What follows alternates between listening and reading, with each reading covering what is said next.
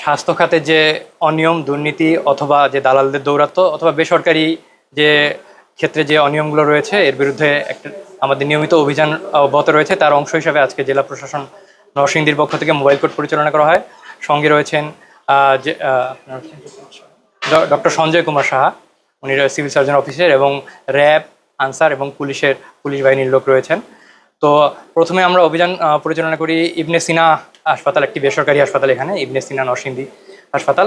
তো সেখানে দেখা যায় কোনো ডিউটি ডক্টর ছিলেন না, এবং আপনার কোনো হচ্ছেন ওই সময় প্যাথোলজিস্ট, টেকনিশিয়ান এরা ছিলেন না, এবং অস্বাস্থ্যকর পরিবেশ পাওয়া যায়। তারপর হলো রেজিস্ট্রেশন করা নেই, 2018-19-এর পর তারা রেজিস্ট্রেশন করেননি, এবং অনেক অভিযোগ পাওয়া যায়। তো এই সবগুলো অভিযোগের ভিত্তিতে তাদেরকে হচ্ছে ভোক্তা অধিকারের সংরক্ষণ আইনে 52 ধারায় হচ্ছে 1,30,000 টাকা অর্থদণ্ড করা হয়, এবং 7 দিনের সময় দেওয়া হয়। 7 দিনের মধ্যে সব কিছু ঠিক করে আমাদেরকে রিপোর্ট করবেন, এবং না হলে পরবর্তীতে আবার অভিযান পরিচালনা করা হবে।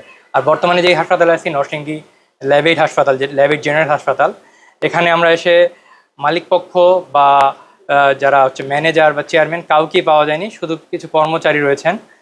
সেজন্য আমরা সরাসরি জরিমানা করতে পারছি না, অর্থদণ্ড বা জেল এগুলো দিতে পারছি না। তবে হাসপাতালটির লাইসেন্স নবায়ন করা নেই, তারপরে এখানে ল্যাবের কোনো অনুমোদন নেই, অনুমোদন ছাড়াই ল্যাব পরিচালনা করছেন ল্যাব। তারপরে আমরা ওটিতে দেখেছি ওটির যে সরঞ্জাম যেমন সাকার মেশিন এটা ঠিকভাবে চলছে না। লেবার রুম যেটা, সেটাও ওয়েল ইকুইপড না। লেবার রুমে অক্সিজেন সিলিন্ডার পাইনি, বা লেবারের যে বেডটা সেটাও অকেজো।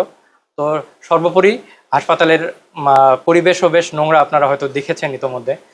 তো যথাযথ কর্তৃপক্ষ না পাওয়ায় আমরা হাসপাতালটি আপাতত সিলগালা করে দিয়ে যাচ্ছি, এবং এটার কার্যক্রম বন্ধ থাকবে। এবং যেহেতু ল্যাবের কোনো অনুমোদন নাই, ল্যাবের যে মালামালগুলো এগুলো আমরা জব্দ করে সিভিল সার্জন অফিসে জমা রাখবো, এবং পরবর্তীতে তাদের বিরুদ্ধে যে ব্যবস্থা নেওয়া দরকার আইনানুগ সেগুলো নেওয়া হবে।